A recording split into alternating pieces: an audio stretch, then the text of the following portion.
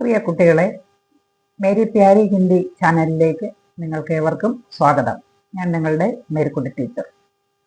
നമ്മൾ ഇന്ന് 10ാം ക്ലാസ്സിലെ ഒന്നാമത്തെ യൂണിറ്റായ സഫരോങ്കി ജുഗൽബന്ദി എന്ന പാഠത്തിലെ കാര്യങ്ങളാണ് പഠിക്കാൻ പോകുന്നത്. ചിത്രം കാണുമ്പോൾ തന്നെ നിങ്ങൾക്കറിയാം, ഒരു റെയിൽവേ സ്റ്റേഷന്റെ പ്ലാറ്റ്ഫോമിന്റെ ചിത്രമാണ് കൊടുത്തിരിക്കുന്നത്. പ്ലാറ്റ്ഫോമിൽ ആൾക്കാർ ട്രെയിൻ വെയിറ്റ് ചെയ്ത് ഇങ്ങനെ ഇരിക്കുന്നു. അവരുടെ കയ്യിലൊക്കെ ഇഷ്ടംപോലെ സാധന സാമഗ്രികൾ ഒക്കെ ഉണ്ട്. ഈ ഹെഡിങ് എന്താണ് ഉദ്ദേശിക്കുന്നത്? സഫരോങ്കി ജുഗൽബന്ദി. സഫർ എന്ന വാക്കിന്റെ അർത്ഥം യാത്ര അല്ലെങ്കിൽ യാത്രക്കാർ. ജുഗൽബന്ദി എന്ന് പറയുന്നത് ഒരു സംഗീതത്തിലെ ഒരു കളിയാണ്. അതായത് രണ്ട് പ്രധാന സംഗീതജ്ഞര് ഒരുമിച്ച് ഒന്നുകിൽ വാദ്യങ്ങൾ ഉപയോഗിച്ച് അല്ലെങ്കിൽ വോക്കലായിട്ട് ഒരേ സമയം മത്സരത്തിൽ പങ്കെടുക്കുന്നു. ചിലപ്പോൾ വ്യത്യസ്തമായ ഉപകരണങ്ങളായിരിക്കും, ചിലപ്പോൾ വോക്കലായിട്ടായിരിക്കും. അപ്പൊ ഈ ഒരു അർത്ഥമാണ് ജുഗൽബന്ദി എന്ന വാക്കിന്. എന്നാൽ സഫരോങ്കി ജുഗൽബന്ദി എന്ന് പറഞ്ഞാൽ ഇവിടെ ഉദ്ദേശിക്കുന്നത് യാത്രക്കാരുടെ കൂടിച്ചേരൽ എന്നാണ്. റെയിൽവേ സ്റ്റേഷൻ അല്ലെങ്കിൽ ബസ് സ്റ്റാൻഡ് പോലെയുള്ള സ്ഥലങ്ങളിലാണ് സാധാരണഗതിയിൽ യാത്രക്കാരുടെ കൂടിച്ചേരൽ ഉണ്ടാകുന്നത്. അപ്പൊ ആ കൂടിച്ചേരലിന് നാനാവിധത്തിലുള്ള ആൾക്കാരാണ് പങ്കെടുക്കുന്നത്. ഒരു വ്യത്യസ്തങ്ങളായ സംഗീത ഉപകരണങ്ങൾ ഉപയോഗിച്ച് ഒരേ സമയം സംഗീത മത്സരത്തിൽ പങ്കെടുക്കുമ്പോൾ അത് കേൾക്കുന്നവർക്ക് എത്രയധികം അത് ആസ്വാദ്യകരമായി തോന്നുന്നുവോ അതുപോലെ തന്നെയാണ് വ്യത്യസ്ത സംസ്കാരങ്ങളുള്ള വിവിധ തരത്തിലുള്ള ആൾക്കാർ പൊതുസ്ഥലങ്ങളിൽ ഒന്നിച്ച് ഇടപെടുമ്പോൾ ഉണ്ടാകുന്ന ആ ഒരു സന്തോഷം. അത് കണ്ടു നിൽക്കുന്നവർക്ക്, ദൂരെ നിന്ന് അകന്ന് വെറും ഒരു കാഴ്ചക്കാരനെ പോലെ കണ്ടു നിൽക്കുന്നവർക്ക് ആ ഒരു സന്തോഷം അനുഭവിക്കാനായിട്ട് സാധിക്കും. ഈ ഒരു അർത്ഥത്തിലാണ് ഇവിടെ സഫരോങ്കി ജുഗൽബന്ദി എന്ന് പറഞ്ഞിരിക്കുന്നത്, യാത്രക്കാരുടെ കൂടിച്ചേരൽ. ആദ്യം കൊടുത്തിരിക്കുന്നത് രാഹി മാസൂം രജയുടെ ഒരു ചെറിയ കവിതയാണ്. കവിത ഞാനൊന്ന് വായിക്കാം. ഇസ് സഫർ മേ നീന്ത് ഐസി ഖോ ഗയി, ഹം ന സോയെ രാത് ഠഗ് കർ സോ ഗയി. സഫർ എന്ന് പറഞ്ഞാൽ യാത്ര, നീന്ത് ഉറക്കം, ഖോന എന്ന് പറഞ്ഞാൽ നഷ്ടപ്പെടുക, ഠഗ്ന എന്ന് പറഞ്ഞാൽ ക്ഷീണിക്കുക. മൊത്തത്തിൽ ആശയം വരുമ്പോൾ ഈ യാത്രയിൽ ഉറക്കം എങ്ങനെയാണ് നഷ്ടപ്പെട്ടത്, അതായത് ഞങ്ങൾ ഉറങ്ങിയില്ല, രാത്രി ക്ഷീണിച്ച് ഉറങ്ങി. ഈ വരികൾ സൂചിപ്പിക്കുന്നത് ജീവിതയാത്രയിലെ കഷ്ടപ്പാടുകളെ കുറിച്ചും ആവാം. ജീവിതത്തിലെ കഷ്ടപ്പാടുകൾ മൂലം ചിലർക്ക് രാത്രിയിൽ ഉറക്കം കിട്ടാറില്ല. അവർ വെറുതെ എങ്ങനെ കിടക്കും. രാത്രി അവർ ഉറങ്ങാൻ വേണ്ടി രാത്രിയും അവർക്ക് വേണ്ടി വെയിറ്റ് ചെയ്തിരിക്കും. പക്ഷെ ഉറക്കം വരാതെ അവരിങ്ങനെ കിടക്കും. അവസാനം മടുത്ത് രാത്രി തന്നെ ക്ഷീണിച്ച് ഉറങ്ങിപ്പോകുമെന്നാണ് കവി ഇവിടെ പറയുന്നത്. ഇനി നമ്മൾ ഈ സന്ദർഭത്തിൽ നോക്കുക, റെയിൽവേ സ്റ്റേഷനിലോ അല്ലെങ്കിൽ ബസ് സ്റ്റാൻഡിലോ പോയി വാഹനങ്ങൾക്ക് വേണ്ടിയിട്ട് കാത്തിരിക്കുന്നവരെ കുറിച്ച് ഒന്ന് ചിന്തിക്കുക. അവർക്ക് വാഹനങ്ങൾ വരാൻ താമസിച്ചാൽ തീർച്ചയായിട്ടും ഉറക്കം വരുന്നുണ്ടെങ്കിലും ഉറങ്ങാൻ പറ്റത്തില്ല. അവരുടെ ഉറക്കം നഷ്ടപ്പെടും. ഉറങ്ങാതെ അവര് എപ്പോഴാണോ വാഹനം വരുന്നത് അതിനുവേണ്ടി വെയിറ്റ് ചെയ്തിരിക്കുവാണ്. പക്ഷെ നമുക്കറിയാം, എത്ര ഉറങ്ങാതിരിക്കാൻ ശ്രമിച്ചാലും മടുത്ത് അവസാനം അറിയാതെ ഉറങ്ങിപ്പോകുന്ന ഒരവസ്ഥ സ്വാഭാവികമായിട്ടും മനുഷ്യർക്ക് ഉണ്ടാകാറുണ്ട്. അതിനെയും ഒരുപക്ഷെ ഈ ഒരു ആശയത്തോട് നമുക്ക് കൂട്ടിച്ചേർക്കാം.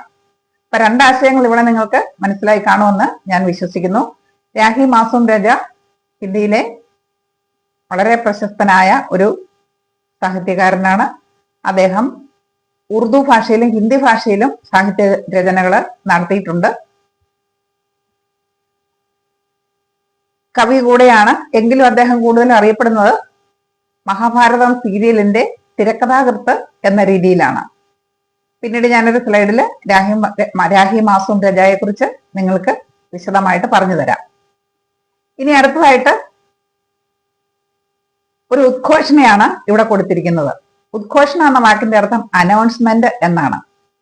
റെയിൽവേ സ്റ്റേഷനുകളിലും ബസ് സ്റ്റാൻഡിലും ഒക്കെ നമ്മൾ ചെന്നാൽ നമുക്ക് സ്ഥിരമായി കേൾക്കാൻ സാധിക്കുന്ന ഒരു കാര്യമാണ് അനൗൺസ്മെന്റ്.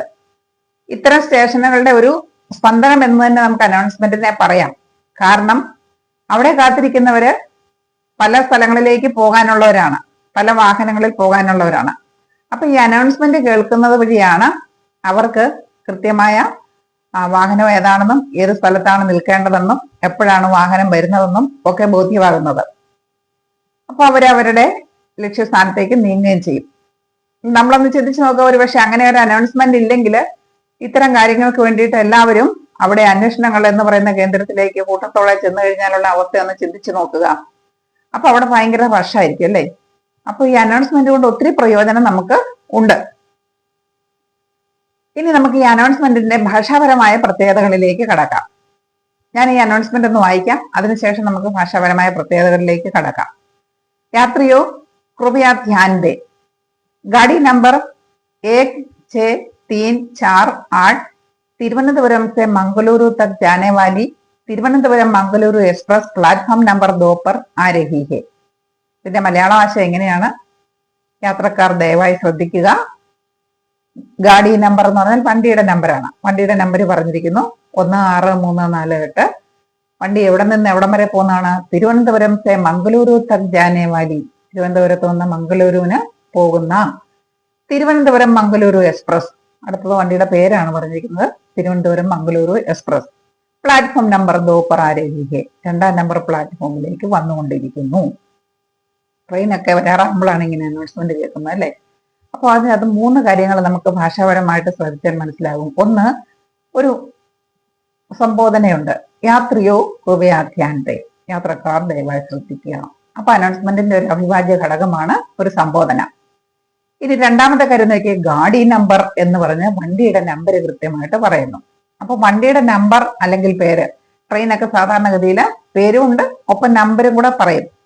അപ്പൊ ഒരേ പേരിലുള്ള പല ട്രെയിനുകൾ കാണും, അത് കാരണം കൃത്യമായി നമ്പരും കൂടെ പറയും. അപ്പൊ ഗാഡി നമ്പർ പറയുന്നു.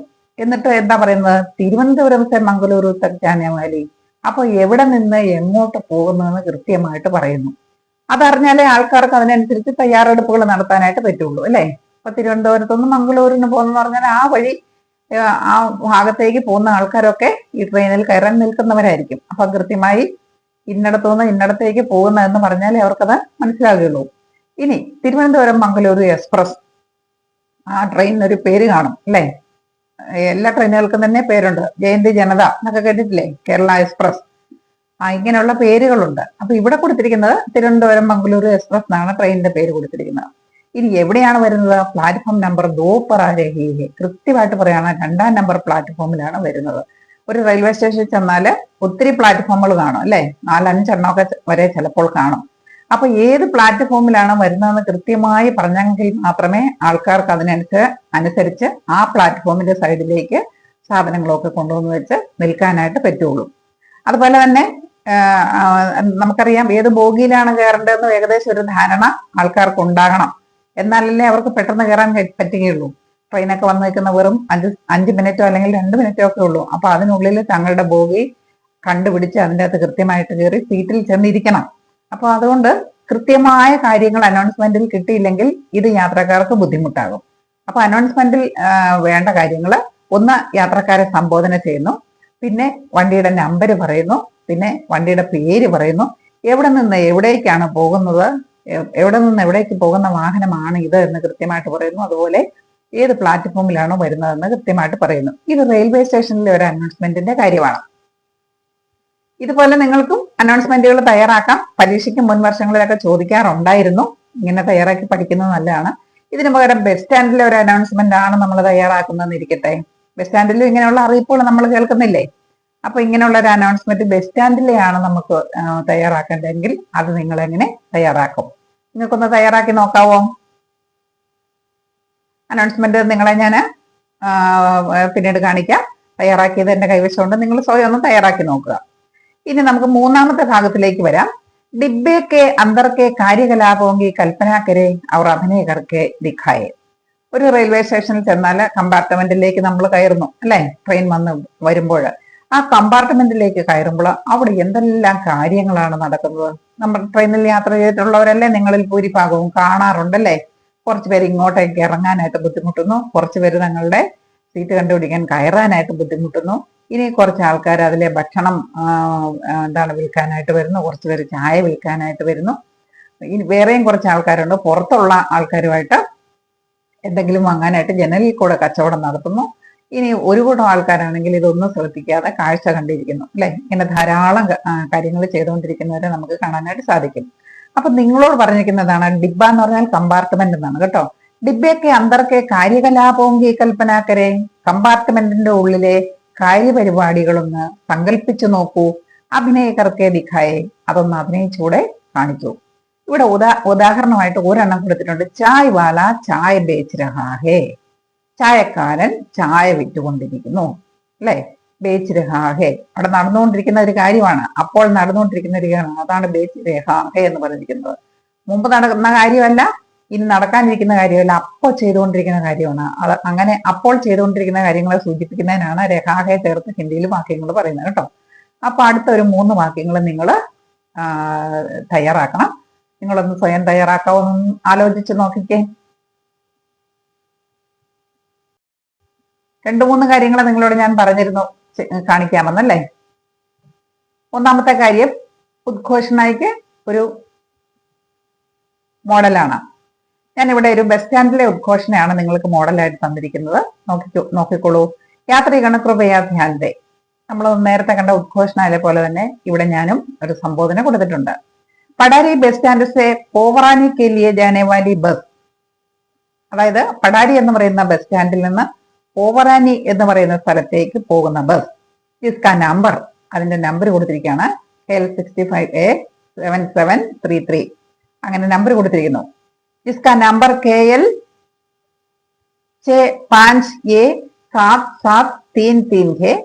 ठीक दोपहर 12:30 बजे अपने निर्धारित प्लेटफॉर्म नंबर 3 से खुलने वाली है।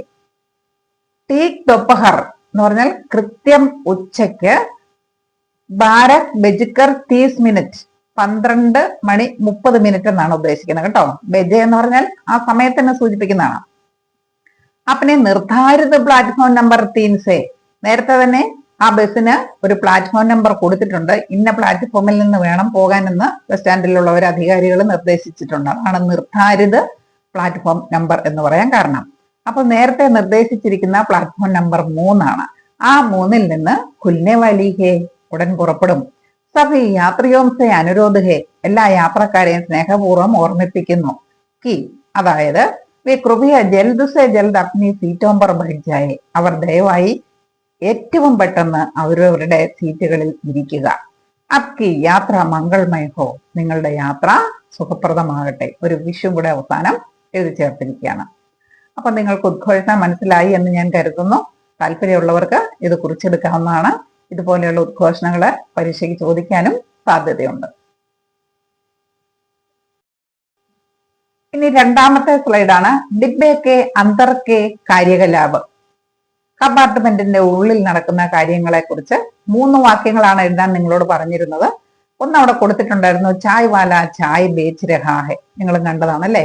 ഇനി 3 എണ്ണത്തിന് പകരം ഞാൻ നിങ്ങൾക്കൊരു 5 എണ്ണം ഇവിടെ തയ്യാറാക്കി തന്നിട്ടുണ്ട്. എന്തൊക്കെയാണെന്ന് നോക്കുക. ഖാന വാല ഖാന ബേച്ച് രഹാഹെ, ഭക്ഷണം കൊണ്ടുവരുന്നയാള് ഭക്ഷണം വിറ്റുകൊണ്ടിരിക്കുന്നു. ലോക് സാമാൻ ഉഠാക്കർ ബാഹർ ആ രഹേ ഹൈ, ആൾക്കാർ സാധനങ്ങളും എടുത്തുകൊണ്ട് പുറത്തേക്ക് വന്നുകൊണ്ടിരിക്കുന്നു. കുച്ച് ലോക് ഖിഡ്കി സെ ബാഹർ ദേഖ് രഹേ ഹൈ, കുറച്ച് ആൾക്കാർ ജനലിൽ കൂടെ പുറത്തേക്ക് നോക്കിക്കൊണ്ടിരിക്കുന്നു. കുച്ച് ലോക് അന്തർ ഘുസ്കർ അപ്ന സീറ്റ് ഖോജ് രഹേ ഹേ, കുറച്ച് ആൾക്കാർ അകത്തേക്ക് പ്രവേശിച്ച് അവരുടെ സീറ്റ് അന്വേഷിച്ചുകൊണ്ടിരിക്കുന്നു. കുച്ച് ലോക് ഡിബ്ബേക്കെ അന്തർക്കെ ലോകം സെ ബിക്രി കർ രഹേ ഹേ, കുറച്ചു പേര് കമ്പാർട്ട്മെന്റിന്റെ ഉള്ളിലുള്ള ആൾക്കാരുമായി വ്യാപാരങ്ങൾ നടത്തിക്കൊണ്ടിരിക്കുന്നു. ഞാൻ ഇങ്ങനെ ഒരു 5 സെന്റൻസുകൾ കൊടുത്തിട്ടുണ്ട്, നിങ്ങൾക്കത് കുറിച്ചെടുക്കാവുന്നതാണ്. പ്രിയ കുട്ടികളെ, ഇന്നത്തെ വീഡിയോയില് നമ്മളിപ്പോ 2 കാര്യങ്ങൾ കണ്ടു. രാഹി മാസൂം രജായുടെ കവിതയുടെ ആശയം, അതുപോലെ ഉദ്ഘോഷണ എങ്ങനെയാണ് തയ്യാറാക്കുന്നത് എന്ന് കണ്ടു. അതുപോലെ ഒരു ട്രെയിനിന്റെ കമ്പാർട്ട്മെന്റിൽ ഒഴിഞ്ഞു നടക്കുന്ന കാര്യങ്ങൾ എന്തൊക്കെയായിരിക്കുമെന്ന് നമ്മൾ ഏകദേശം മനസ്സിലാക്കി. ഇനി നിങ്ങളോട് അത് അഭിനയിച്ച് കാണിക്കാനാണ് പറഞ്ഞിരിക്കുന്നത്. അപ്പൊ നിങ്ങൾക്ക് അഭിനയിക്കാനൊക്കെ കഴിവുള്ളവർക്ക് ഇത് സ്വയം വീട്ടിലൊന്ന് ചെയ്തു നോക്കാവുന്നതാണ്. ഇന്നത്തെ വീഡിയോ ഇവിടെ അവസാനിക്കുകയാണ്. വീഡിയോ നിങ്ങൾക്ക് ഇഷ്ടമായി എന്ന് കരുതുന്നു. വീഡിയോ ഇഷ്ടപ്പെട്ടെങ്കിൽ ലൈക്ക് ചെയ്യാനും കൂട്ടുകാർക്കൊക്കെ ഷെയർ ചെയ്ത് കൊടുക്കാനും ഓർക്കുക. അതുപോലെ നിങ്ങളുടെ സംശയങ്ങൾ കമന്റ് ബോക്സിലേക്ക് അറിയിക്കുക. ഇതിന്റെ ബാക്കി ഭാഗം അടുത്ത ഒരു വീഡിയോ ആയിട്ട് ഉടനെ തന്നെ നിങ്ങൾക്ക് നൽകുന്നതായിരിക്കും. അപ്പോൾ വീഡിയോ കണ്ട എല്ലാവർക്കും താങ്ക് യു എവരി വൺ.